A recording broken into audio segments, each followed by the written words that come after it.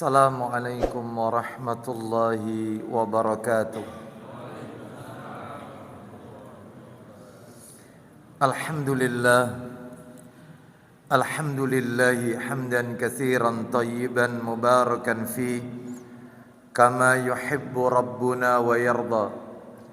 Wa ashhadu an la ilaha illallah wahdahu la syarikalah.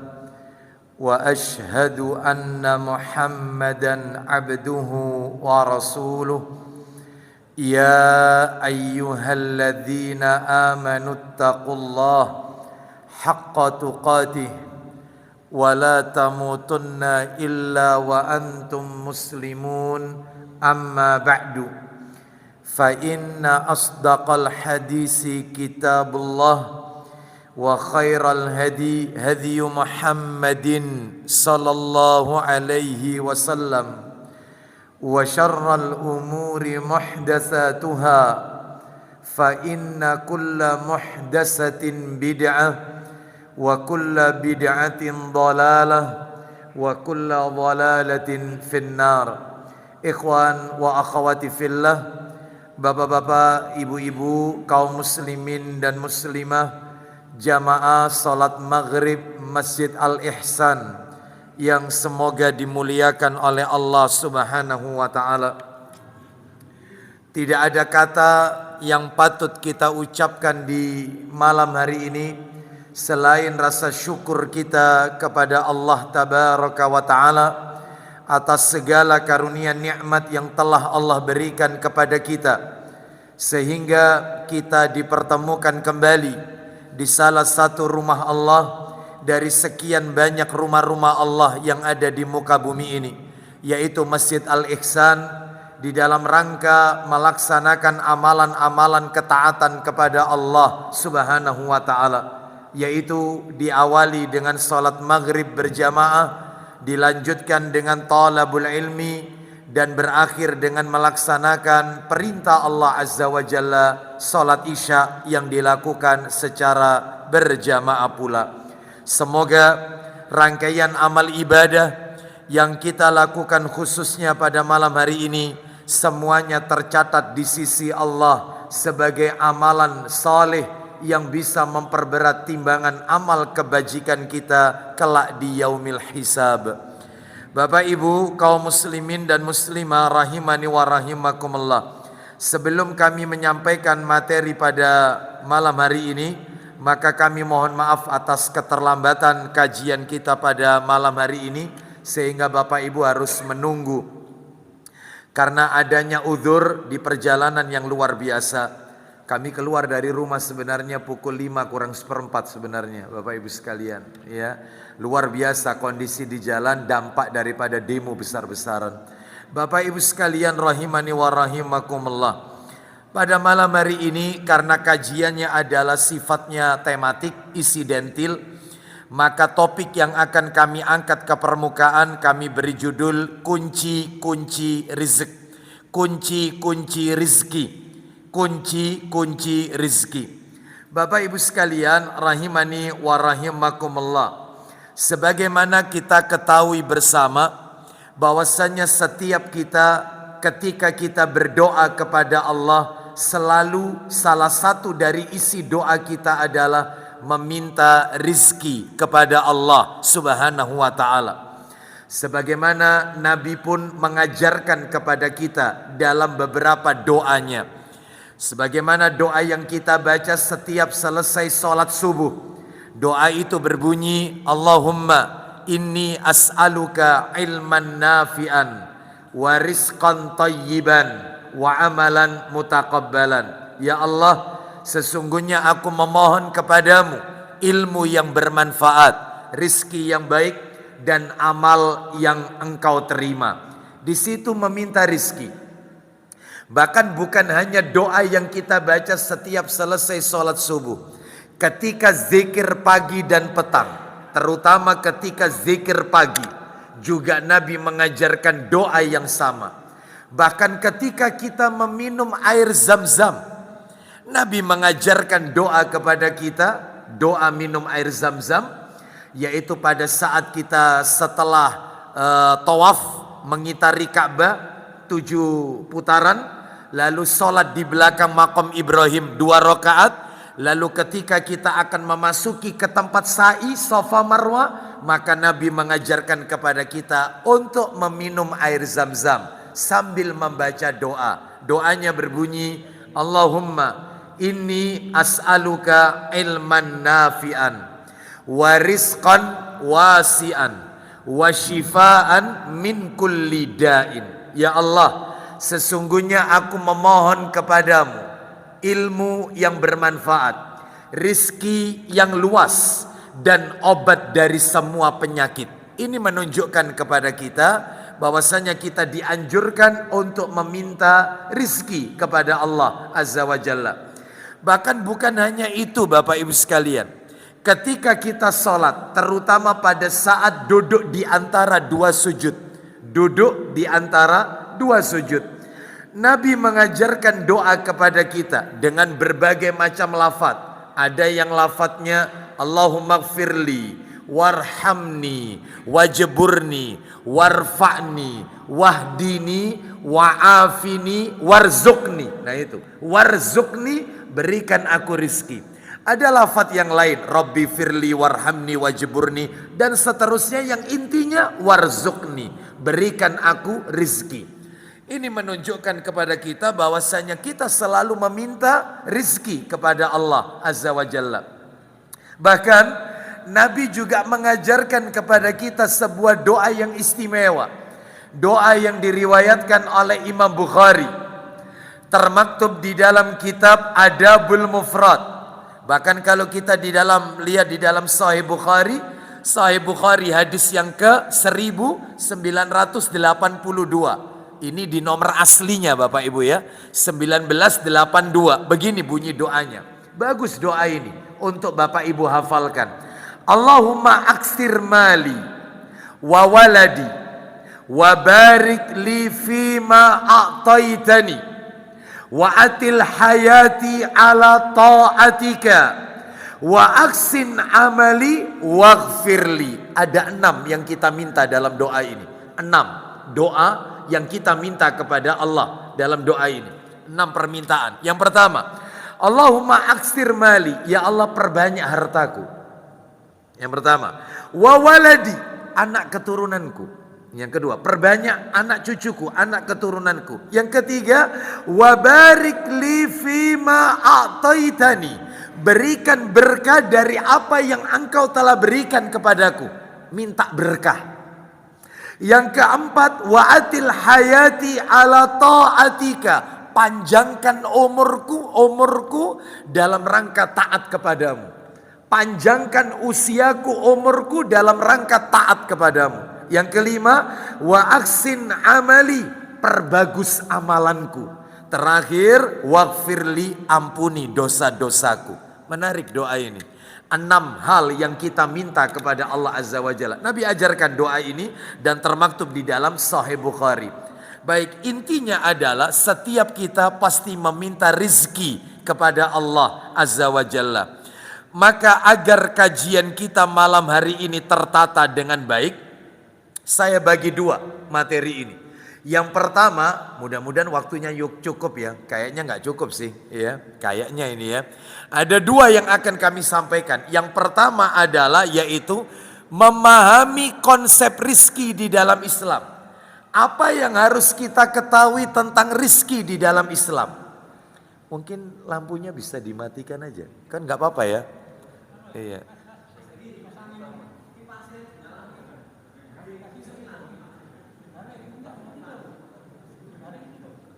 Kan enggak apa-apa agak remang-remang gitu ya. Iya. Atau yang atas, yang sana yang dinyalakan. Memang musim hujan ya.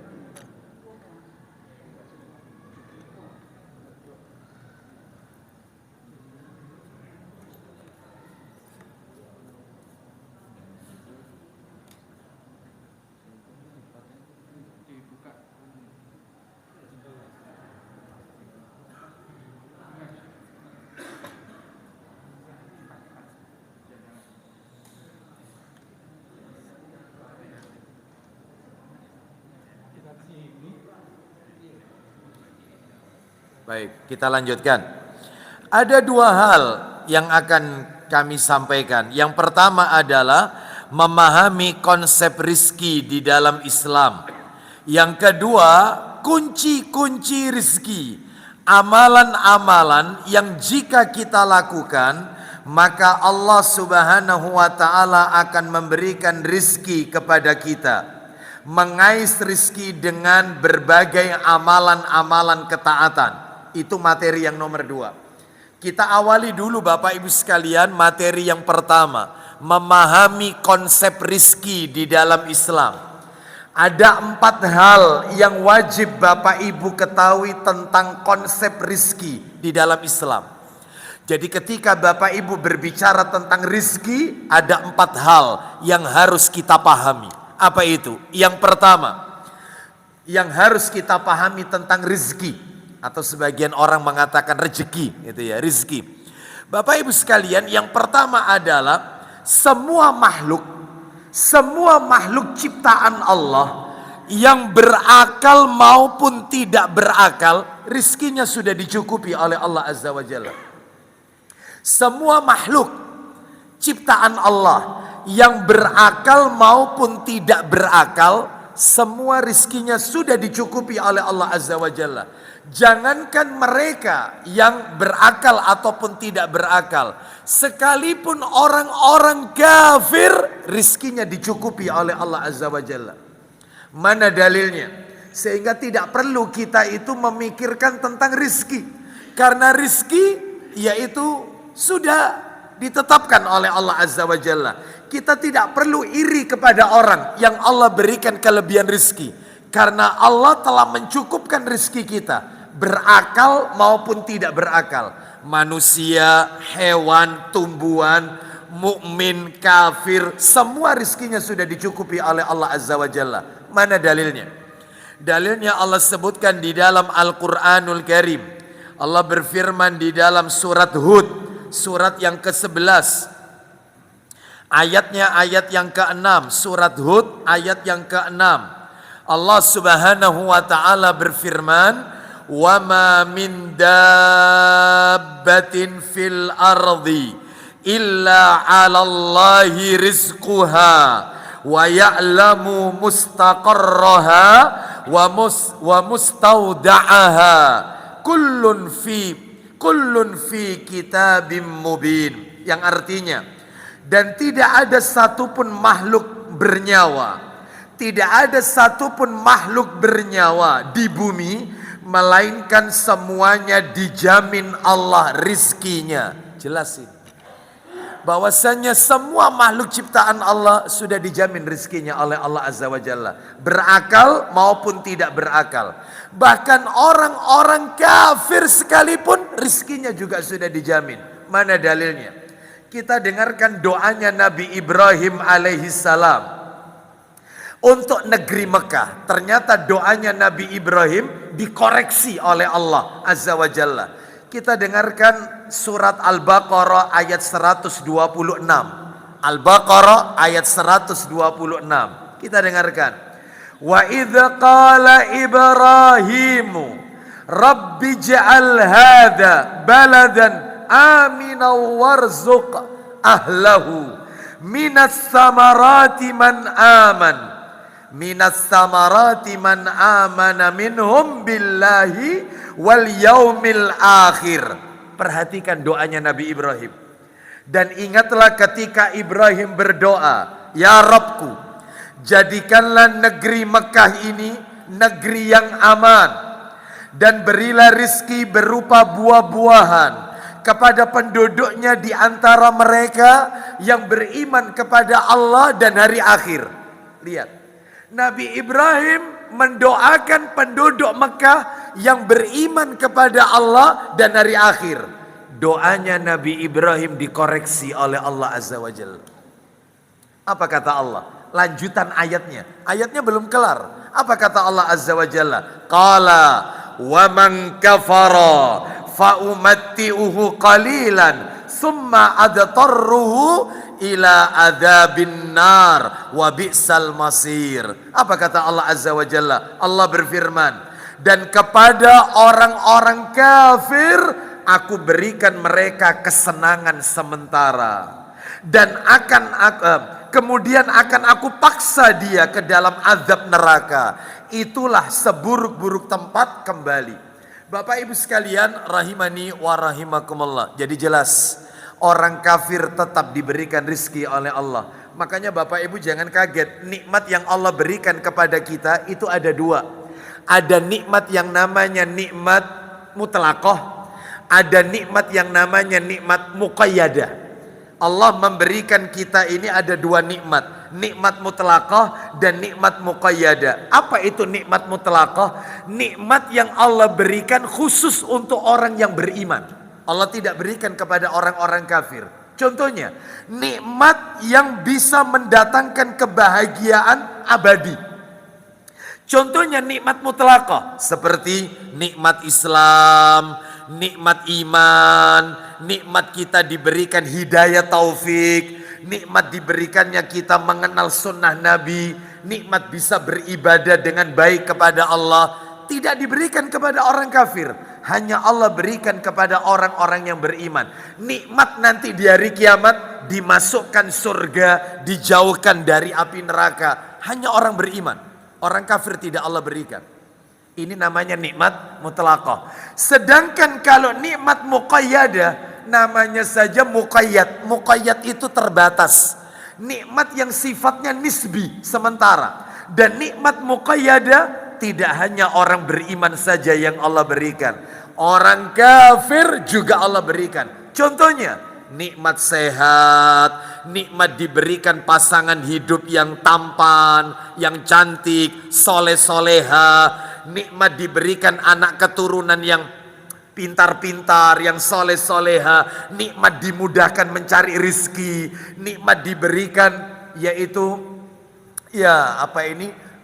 dilancarkan usahanya. Yang seperti ini bukan hanya orang Islam, yang namanya sehat, orang kafir juga sehat. Ya. Maka nikmat muqayyadah Allah berikan pula kepada orang-orang kafir. Adapun kita diberi oleh Allah dua-duanya, ya nikmat mutlaqah, ya nikmat muqayyadah. Mudah-mudahan kita semua termasuk orang-orang yang pandai bersyukur kepada Allah Subhanahu wa taala. Jadi yang harus dipahami bahwasannya Bapak Ibu sekalian, rezeki sudah Allah tetapkan. Rezeki sudah Allah jamin. Manusia mukmin, manusia kafir sudah Allah tetapkan. Tetapi Bapak Ibu, mohon maaf ini, bukan berarti kalau rezeki itu sudah ditetapkan terus kita berpangku tangan, terus tidak bekerja, begitu ya. Lalu ketika ditanya, "Loh Pak, kenapa kok tidak kerja?" Rezeki sudah dijamin oleh Allah, Ustaz. Iya. Sudah, kita tidak kerja insya Allah dapat rezeki. Ya, apalagi maaf ini, mohon maaf, ada sebagian kelompok yaitu sufi yang mereka tidak bekerja, wiritan terus, ya, ibadah terus, nggak kerja, ya. Alasannya mereka punya dalil. Dalilnya apa? Dalilnya pakai dalil Maryam.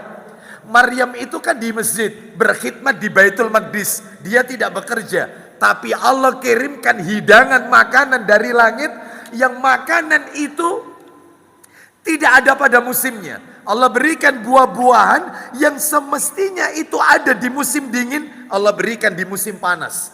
Ketika di musim panas, Allah berikan buah-buahan yang hanya ada di musim dingin. Begitu seterusnya. Mereka pakai dalil Maryam. Maryam itu aja Ustadz nggak kerja, tapi Allah kirimkan rezeki dari langit. Beda. Maryam ini adalah sosok wanita soleha yang mendapatkan karomah dari Allah Azza wa Jalla, ya. Sedangkan kita diwajibkan untuk bekerja. Maaf ini, tidak ada satupun nabi yang tidak bekerja. Nabi saja mengembalakan ternaknya orang Yahudi lalu dibayar oleh orang-orang Yahudi. Nabi menjalankan ternaknya orang-orang Yahudi dan diberi beberapa upah, yaitu beberapa dinar. Nabi ini, bahkan Nabi menjalankan usaha dagangnya Khadijah radhiyallahu anha, istri beliau. Nabi ke pasar, bayangkan, dagang. Nabi Daud alaihissalam bekerja, tukang besi. Bayangkan, tidak ada nabi yang nganggur, nggak ada. Semua nabi bekerja. Bahkan semua nabi, kata Rasulullah, pengembala kambing. Semua nabi mengembalakan kambing, kerja.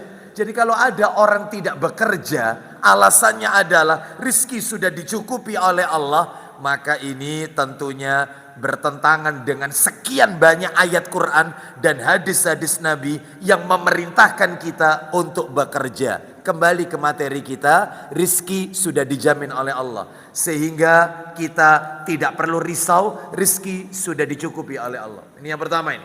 Yang kedua, nah ini mulai ini. Yang nomor dua, Bapak Ibu sekalian rahimani wa rahimakumullah. Yang kedua, menarik ini yang nomor dua. Ternyata setiap orang tidak akan mati kecuali jika jatah rizkinya sudah habis. Manusia tidak akan meninggal dunia kecuali dia telah menghabiskan semua jatah rizkinya.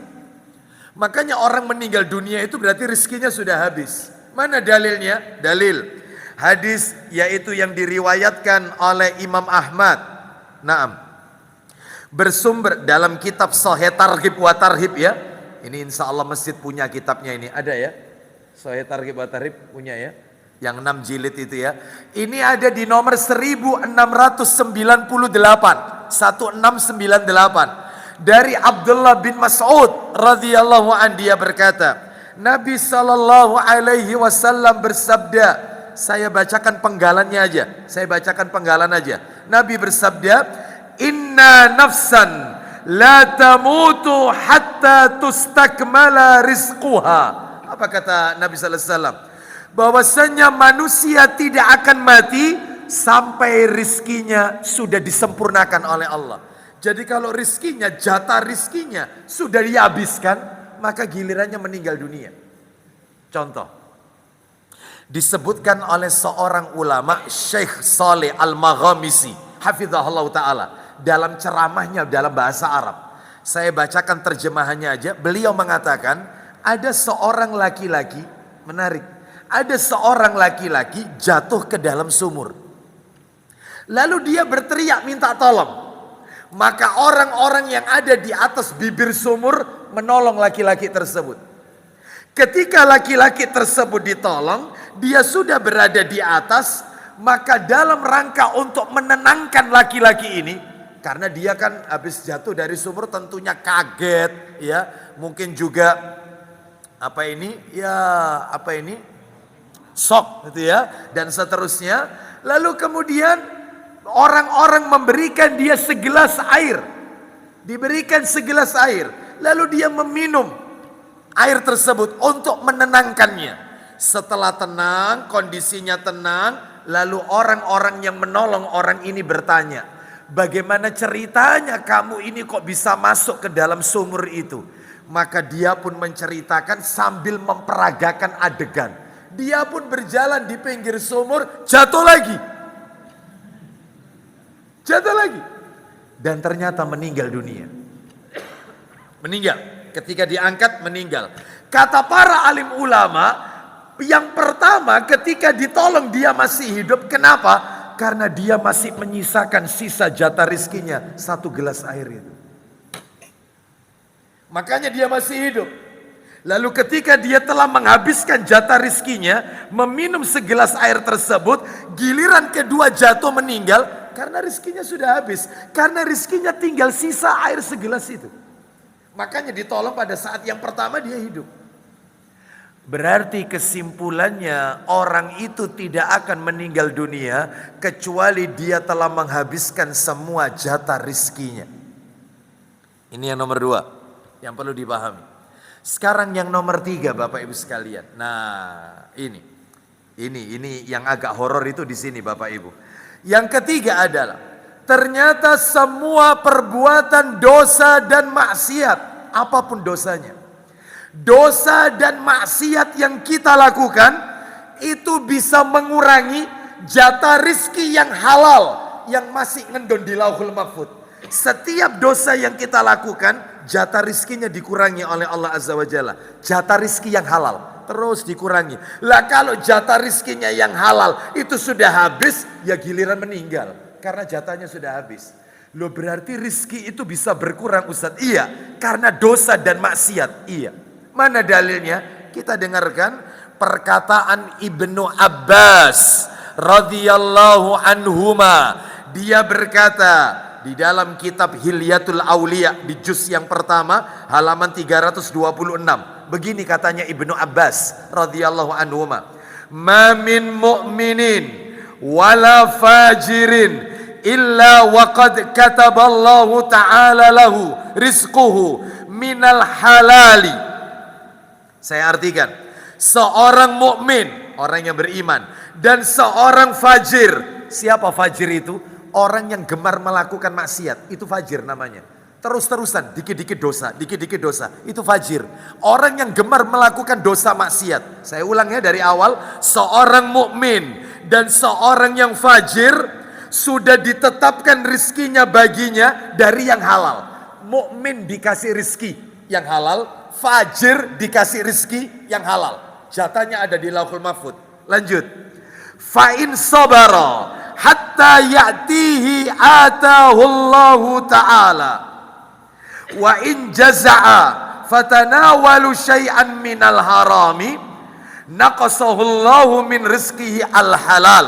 Artinya, jika orang tersebut mau bersabar sampai rizkinya itu diberi, maka niscaya Allah akan memberinya. Maksudnya sabar Ustadz, sabar untuk tidak melakukan dosa. Lanjutannya, namun jika dia tidak sabar sehingga dia menempuh cara-cara yang haram, makan riba, suap dihalalkan, korupsi masuk, nilep uangnya orang, mendolimi orang, makan hartanya anak yatim masuk, semuanya bunga bam masuk makan. Dia tidak sabar cari rezeki halal. Semua perbuatan dosa. Sing penting oleh. Nggak sabar ini. Tidak sabar dalam mencari rezeki yang halal. Apa kata Nabi? Apa kata Ibnu Abbas? Niscaya Allah akan mengurangi jatah rezeki halalnya untuk dia. Jatahnya yang rezeki yang halal dikurangi terus.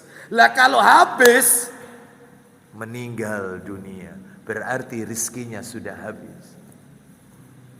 Lu berarti dosa itu bisa mengurangi jatah rezeki. Iya, bisa mengurangi jatah rezeki. Berarti sebaliknya kalau begitu, amal ibadah, amalan ketaatan yang kita lakukan, sholat, zakat, puasa, haji, umroh, zikir, baca Al-Quran, berbakti kepada orang tua, suka nyambung silaturahim, taklim, menuntut ilmu, amal-amal soleh. Ini berarti bisa nambah rezeki yang halal. Iya, mana dalilnya? Saya bacakan dalilnya. Riwayat Bukhari. Di dalam hadis Bukhari, mohon maaf ya, disebutkan di dalam hadis riwayat Ahmad maksud saya, di kitab yang sama tadi ya, di kitab yang sama, yaitu di nomor Sahih Targhib wa Tarhib, nomornya 1698, 1698. Naam. Di mana Nabi sallallahu alaihi wasallam bersabda, "Fa innallaha la yudraku ma indahu illa bi ta'atihi." Artinya, sesungguhnya rizki di sisi Allah tidak akan mampu diperoleh oleh manusia kecuali dengan mentaati Allah. Jadi rizki itu akan Allah berikan kalau orang itu taat kepada Allah. Semakin taat, jatah rizki halalnya terus ditambah oleh Allah. Semakin dosa dikurangi terus. Kurang ajar dengan orang tua, kurangi. Sama mertua ndak pernah akur, kurangi. Famili ndak pernah silaturahim, memutuskan kekeluargaan, kurangi lagi. Sama tetangga sering ribut, kurangi lagi. Terus mengurangi jatah rizki. Ini yang nomor berapa tadi yang harus kita pahami? 3 ya, nomor 3 ya, nomor 3 kan ya. Sekarang yang nomor 4 Bapak Ibu sekalian, rahimani wa rahimakumullah. Yang nomor 4, yang terakhir ini ya, nomor 4. Ternyata Bapak Ibu sekalian, yang namanya rizki itu tidak selalu identik dengan harta. Tidak. Rizki itu tidak identik dengan harta. Tidak. Terus rizki itu apa kalau begitu? Jadi rizki itu tidak identik dengan uang, harta, kekayaan, deposito. Enggak, bukan. Ternyata rizki itu adalah, kata para alim ulama, huwa kullu man tantafi'u bihi mimma abahahullahu laka. Jadi rizki itu adalah segala sesuatu yang bermanfaat yang Allah halalkan untukmu. Contohnya, sawaun kana malbusun. Kita bisa memakai pakaian menutup aurat, ini rizki. Au mat'umun, makan. Itu rizki. Hatta zauja rizq, memiliki pasangan hidup, istri yang soleha, punya suami yang soleh, itu rizki. Al-aulad, punya anak laki-laki, rizki. Wal banat, punya anak perempuan, itu rizki. Wasseha, sehat itu rizki. Wasam'u wal aql, bisa mendengar, bisa berpikir, itu semua rizki. Jadi dikasih sehat itu rizki. Bapak ibu bisa melakukan ibadah kepada Allah dengan baik. Sholat 5 waktunya berjamaah di Masjid Al-Ihsan, itu rizki. Jadi rizki tidak selalu identik dengan harta. Bapak ibu sekalian rahimani wa rahimakumullah. Lalu muncul sebuah pertanyaan. Ustadz, bagaimana dengan menyikapi orang-orang yang dia tidak taat kepada Allah tapi rizkinya lancar?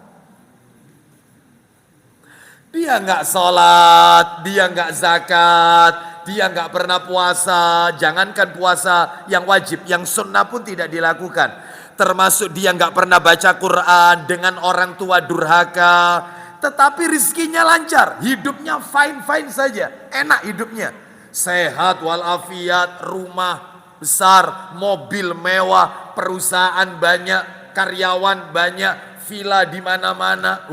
Bayangkan, bisa tiap tahun yaitu dia tur keliling luar negeri Eropa, tapi dia tidak taat kepada Allah. Gimana Ustadz dengan orang seperti ini Ustadz? Bahkan orang seperti ini juga pernah mengatakan bahwasanya, lah pokoknya kok susah-susah sholat ya, sujud, rukuk, sujud. Saya itu tidak sholat rezeki lancar. Ya, gimana menyikapi orang seperti ini? Maka orang-orang seperti ini Bapak Ibu sekalian, bermaksiat, melakukan dosa tapi rizkinya kok lancar, itulah yang namanya istidraj. Apa itu istidraj? Istidraj itu adalah jebakan berupa limpahan rizki karena bermaksiat kepada Allah. Jadi semakin dia bermaksiat sama Allah terus dilulu, terus dikasih. Jadi diumpamakan, kalau boleh saya mengumpamakan, seperti orang punya tambak bandeng. Itu orang kalau punya tambak bandeng, ketika bandeng itu masih kecil, nener, itu petani tambak, saya yakin petani tambaknya tiap hari ngasih makan. Terus begitu bandeng itu besar, ukuran tertentu, ujung-ujungnya kemana? Dilelang. Udah, kan ada lelang bandeng ya. Nah, ujung-ujungnya setelah dilelang, kalau sudah dibeli, kemana ujung-ujungnya bandeng itu? Ya ke penggorengan, sreng. Ya, begitu juga orang-orang seperti ini. Tidak sholat, terus sama Allah dikasih. Nih, kamu kurang ajar sama orang tua kan, suka membentak, sama Allah terus dikasih. Dilulu terus. Tapi nanti ku azab engkau, tak azab. Ada dalilnya Ustaz tentang hal ini? Ada. Allah berfirman di dalam Al-Quran. Coba Pak Dedi dibantu. Surat nomor 6. Al-An'am ayatnya ayat 44. Al-An'am ayat 44. Falamma nasu ma dzukkiru bihi fatahna alaihim abwaba kulli syai' hatta idza farihu bima utu akhadnahum baghtatan fa idza hum mublisun. Silakan. Ketika mereka melupakan peringatan Allah yang telah diberikan kepada mereka, kami pun membukakan semua pintu kesenangan untuk mereka. Loh, semua pintu kesenangan dibuka sama Allah. Tidak sholat, nggak apa-apa. Ya. Terus kemudian tidak zakat, tidak puasa, ya, tidak baca Quran, tidak pernah melakukan amalan ketaatan. Pintu kesenangan dibuka. Sehat walafiat, anaknya pinter-pinter, ya, rumah magrong, masya Allah, ya, padahal tidak pernah sholat ini ya, seperti itu. Atau mungkin sholatnya suka telat dan seterusnya. Tapi lancar hidupnya. Ya, bahkan sampai ada istilahnya apa yang dia pegang jadi uang. Ya, terus lanjut. Sehingga ketika mereka bergembira dengan apa yang telah mereka berikan kepada mereka. Baik, ketika mereka bergembira, senang kan? Wong dibuka pintu kesenangan, meskipun dia maksiat. Maka kami siksa mereka secara tiba-tiba. Kami siksa mereka dengan tiba-tiba. Sehingga maka ketika itu mereka terdiam putus asa. Saat itulah mereka nanti terdiam putus asa, menyesal mereka. Oleh karena itu Bapak Ibu sekalian rahimani wa rahimakumullah, inilah yang namanya istidraj ya. Makanya ayo kita jadikan barometer, tolong ukur, tolong introspeksi diri. Tolong, maksud saya begini Bapak Ibu, tolong kita sering introspeksi. Lah iya, saya itu kalau sholat sering telat. Bahkan kalau sholat sudah habis waktunya, saya baru sholat. Baca Quran jarang-jarang, zikir pagi petang nggak pernah, taklim nggak pernah kelihatan. Ada taklim di sini, taklim di sini, saya nggak pernah hadir. Tapi kok badan saya sehat, istri sehat, anak-anak sehat, rezeki lancar, semua orang susah cari kerja, saya kok muda. Ada apa ini ya? Waduh, ini jangan-jangan. Nah itu loh, itu maksud saya. Introspeksi. Jadi kalau ibadah kendor tapi rezeki kok lancar, hati-hati. Itu yang namanya istidraj ya. Jadi meskipun sedikit Pak, kalau barokah lebih baik daripada banyak tapi tidak barokah. Setuju atau tidak? Ya, jadi gini aja deh. Mending kita punya uang 1 miliar tapi barokah daripada 1 juta tapi nggak barokah. Gimana kira-kira? Setuju ya? Setuju. Soalnya dari tadi saya lihat yang setuju cuma sedikit. Begitu saya ajak yang seperti ini, setuju semuanya. 1 M barokah daripada 1 juta di kantong tapi nggak barokah. Nah, itu ya. Baik. Bapak Ibu sekalian, rahimani wa rahimakumullah. Inilah konsep rizki di dalam Islam. Dan Bapak Ibu sekalian, rahimani wa rahimakumullah, perlu kita ketahui juga, saya tambahkan 1 lagi jadi 5 ini. Saya tambahkan 1 lagi jadi 5. Ketahuilah bahwasanya orang itu kalau mati dikubur itu tidak dengan hartanya. Orang mati saat dia dikubur ya, ketahuilah orang mati tidak dikubur dengan hartanya. Enggak. Mana dalilnya? Dalilnya disebutkan di dalam kitab Sahih Targhib wa Tarhib, nomornya 3230. Saya bacakan ya. Dari Anas bin Malik radhiyallahu an, dia berkata, Nabi sallallahu alaihi wasallam bersabda, yatsba'ul mayyita salasun. Yang mengikuti mayit itu 3. Yang mengiringi mayit ke pekuburan itu 3. 1. Ahluhu. 2. Wa maluhu. 3. Wa amaluhu. Yang pertama keluarganya. Yang kedua hartanya. Yang ketiga amalannya. Kata Nabi, fayarji usnani wa yabqa wahidun. Yang 2 balik pulang, tidak mengikuti mayit. Yang 1 tetap tinggal, masuk ke dalam kubur bersama dengan mayit. Apa kata Nabi? Yarji'u ahluhu wa maluhu. Yang pulang hartanya dan keluarganya. Keluarganya dan hartanya. Keluarganya tidak ada yang menemani mayit. Hartanya rebutan jadi warisan. Sedangkan yang 1 wa yabqa amaluhu, 1 yang tinggal bersama mayit. Apa itu? Amalannya. Makanya orang itu bertambah banyak hartanya, bertambah ribet pertanyaan di hari kiamat. Hisabnya tambah ribet. Ya, orang kalau dikasih umur panjang, pertanyaan akhirat cuma 1. An umrihi fima afna. Umurmu kau habiskan untuk apa? Orang dikasih ilmu banyak, ilmunya banyak, pertanyaan akhirat cuma 1. An ilmihi fima fa'ala. Ilmumu kau gunakan untuk apa? Tetapi orang dikasih harta, an malihi min aina iktasabahu wa fima anfaqahu. Harta itu kau peroleh dari mana dan kau belanjakan kemana. Makanya orang tambah soge, tambah banyak harta, tambah ribet pertanyaannya. Saya mau tanya, mana lebih enak, jadi orang kaya atau orang miskin?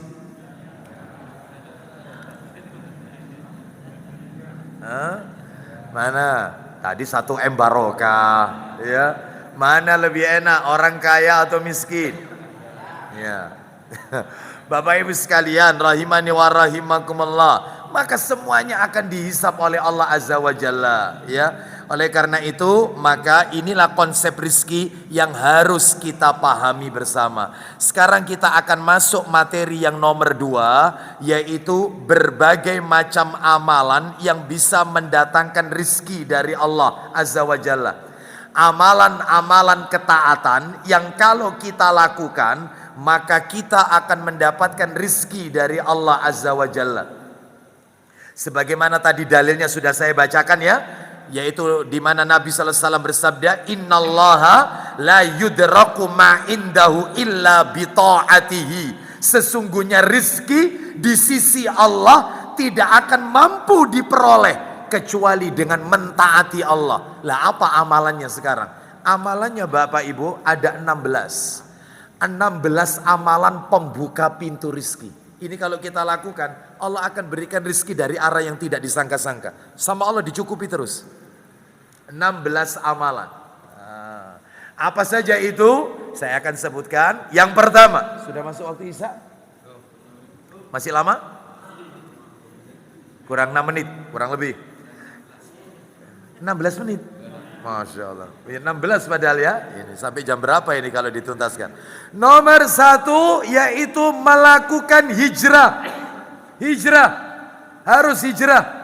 Orang kalau hijrah, rizkinya akan dicukupi oleh Allah. Mana dalilnya? Dalilnya disebutkan di dalam di dalam Al-Quran. Surat An-Nisa. Surat nomor 4. Ayo dibantu.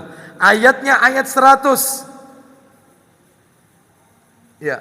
Surat An-Nisa, ayatnya ayat 100. Allah Subhanahu wa taala berfirman, An-Nisa ayat 100. Wa may yuhajir fi sabilillah yajid fil ardi muraghaman katsiran wa sa'ah. Wa may yakhruj min baitihi muhajiran ila Allah wa rasulihi thumma yudrikul mautu faqad waqa'a ajruhu 'ala Allah. Wa kana Allahu ghafurar rahima. Silakan. Dan barang siapa berhijrah di jalan Allah. Ulang lagi. Dan barang siapa berhijrah di jalan Allah. Siapa yang hijrah di jalan Allah, terus. Niscaya mereka akan mendapatkan di bumi ini tempat hijrah yang luas Dan rezeki yang banyak. loh, siapa yang hijrah karena Allah, maka Allah akan memberikan yaitu rezeki yang banyak. Terus lanjut, barang siapa?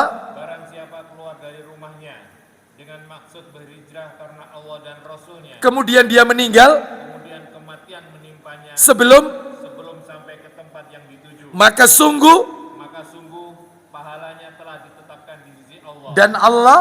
Allah Maha Pengampun, Maha Penyayang. Bapak Ibu mohon maaf, saya mau tanya, Bapak Ibu pernah mendengar cerita tentang orang yang membunuh 99 orang? Ya ini ayatnya di sini. Awalnya dia membunuh 99 orang. Lalu dia bertanya kepada rahib Yahudi, "Aku telah membunuh 99 orang. Apakah masih ada pintu tobat untukku?" Katanya si rahib Yahudi, "Terlalu banyak dosa yang kau lakukan. Tidak ada pintu tobat untukmu. Dosamu tidak akan diampuni. Daripada ganjil digenapi sekali." Maka Yahudi ini, rahib ini dibunuh sekalian. Jadi berapa orang yang dia bunuh? 100. Lalu dia pergi ke orang soleh. "Aku telah membunuh 100 orang. Apakah masih ada pintu tobat untukku?" Kata orang soleh ini, "Ada. Dengan syarat kau harus hijrah. Karena tempat di mana kau tinggal itu tempatnya pelaku maksiat. Kalau kau masih ada di situ, maka kau tidak akan sempurna ibadahmu, tobatmu gak akan sempurna. Kau harus hijrah ke negerinya orang-orang soleh." Loh, disuruh pindah. Akhirnya orang ini pun dengan niat tekad yang bulat, ingin taubat, ingin hijrah. Tidak sampai ke tempat yang negeri yang dia tuju. Konon katanya para ulama, negeri yang dia tinggalkan itu namanya negeri Kafroh. Negeri Kafroh. Sedangkan negeri yang mau dituju namanya negeri Nasroh. Negeri Nasroh. Negeri pertolongan. Baik. Belum sampai keburu meninggal dunia.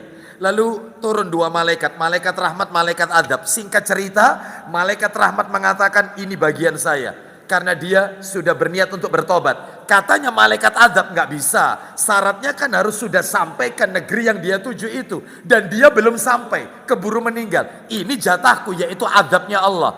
Allah turunkan satu malaikat lagi. Lah dari sini riwayatnya ada dua. Dari sini riwayatnya dibagi dua. Riwayat yang pertama mengatakan malaikat yang terakhir yang turun ini diperintah oleh Allah untuk mengukur jaraknya. Mana yang lebih dekat, negeri yang mau dituju atau negeri yang ditinggalkan. Ternyata lebih dekat negeri yang mau dituju. Tobatnya diterima, dosanya diampuni. Riwayat yang kedua bukan diukur.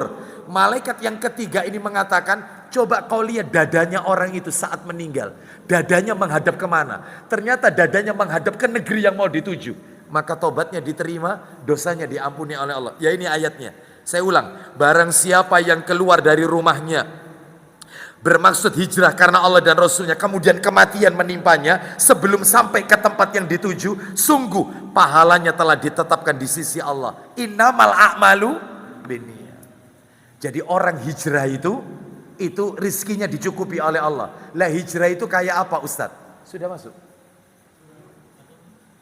Ya, saya lanjutkan dikit. Hijrah itu ternyata ada 3 Bapak Ibu. Hijrah itu ada 3. Ingat-ingat ya, ada yang namanya hijrah makan, ada yang namanya hijrah amal, ada yang namanya hijrah amil. Hijrah makan, hijrah amal, hijrah amil. Apa itu? Hijrah makan, hijrah tempat tinggal. Dulu dia berada di tempat pelaku maksiat, lalu dia pindah ke tempat yaitu yang di situ banyak orang-orang soleh. Itu namanya pindah tempat, eksodus. Nah, hijrah tempat. Yang kedua, seperti yang tadi, orang yang bunuh 100 orang, itu termasuk dia sudah melakukan hijrah makan. Dia keluar dari daerahnya untuk menuju ke kampung orang-orang soleh. Pindah tempat. Nah, ini yang pertama. Yang kedua, hijrah amal. Apa hijrah amal itu? Hijrah dari perbuatan dosa. Dulunya dia suka melakukan maksiat, lalu dia hijrah melakukan amal-amal soleh. Dulu dia peminum. Sekarang dia menjadi orang yang suka bersodakoh. Dulu dia orang yang suka melakukan yaitu judi. Sekarang dia justru orang yang suka melakukan puasa dan seterusnya. Amal perbuatannya lebih baik daripada sebelumnya. Orang ini tadi dalam cerita ini tadi termasuk. Dia dulunya membunuh orang lalu dia kepingin jadi orang soleh. Itu namanya hijrah amal. Terakhir yaitu yang ketiga hijrah amil. Lah ini banyak di antara kita yang masih kurang melakukan yang nomor 3 ini. Apa yang nomor 3 ini? Hijrah amil. Apa hijrah amil itu? Hijrah dari orang yang berbuat.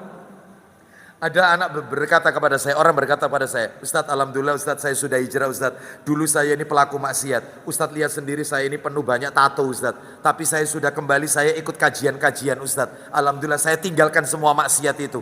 Saya ingin bertobat kepada Allah. Baik. Saya tanya kepada dia, baik, Anda sudah pindah tempat? Sudah Ustadz, saya tinggalkan. Anda sudah lupakan perbuatan Anda, tidak Anda ulangi? Betul Ustadz, saya tidak akan ulangi lagi. Saya tanya terakhir ya, tolong dijawab. Anda masih menjalin hubungan dekat sama teman-teman Anda yang dulu masih melakukan maksiat? Ya iyalah Ustadz, koncoplek ya Ustadz. Ya Ustadz, ya teman media sosial ya sering ketemu. Ya, maka kata para alim ulama, kalau dia masih berteman dengan orang-orang pelaku maksiat yang dulu dia suka berbuat maksiat, kalau dia berteman tujuannya untuk menasehati, maka nggak apa-apa. Tetapi kalau dia tidak bisa menasehati, bahkan dia akan ikut terpengaruh menuju kepada perbuatan sebelumnya, lebih baik tinggalkan teman seperti ini atau left dari grup itu. Left aja, keluar aja, karena nggak ada manfaatnya. Nah, rata-rata masih banyak di antara kita yang hijrah makan, hijrah amal, tapi masih berteman koncoan dengan orang-orang yang melakukan perbuatan maksiat. Nah kalau itu dia bisa menasihati nggak apa-apa, kalau tidak maka ini tidak diperbolehkan. Wallahu a'lam bishawab. Jadi ini masih nomor 1 karena sudah masuk waktu Isya. Kita dengarkan kumandang adzan Isya Bapak Ibu sekalian. Insya Allah kajian ini akan kita lanjutkan pada kesempatan-kesempatan yang akan datang. Tolong saya diingatkan kalau memang ditakdirkan saya menyampaikan materi lagi di tempat ini, maka kita akan lanjutkan yang nomor 2, nomor 3 dan seterusnya. Amalan-amalan pembuka pintu rezeki. Kita akhiri kajian kita. Semoga Allah melapangkan rezeki barokah kepada kita. Semoga Allah menjadikan rumah tangga kita sakinah mawaddah warahmah. Allah berikan kepada kita anak cucu, anak keturunan yang soleh dan soleha. Semoga Allah pertemukan kita yaitu kelak di hari kiamat di jannahnya, surganya Allah Azza wa Jalla. kita akhiri. Wassallallahu ala nabiyyina wa ala alihi washabihi wasallam. Subhanakallahumma wa bihamdika asyhadu an la ilaha illa anta astaghfiruka wa atubu ilaik. Wa akhiru da'wana anil hamdulillahi rabbil alamin. Assalamualaikum warahmatullahi wabarakatuh.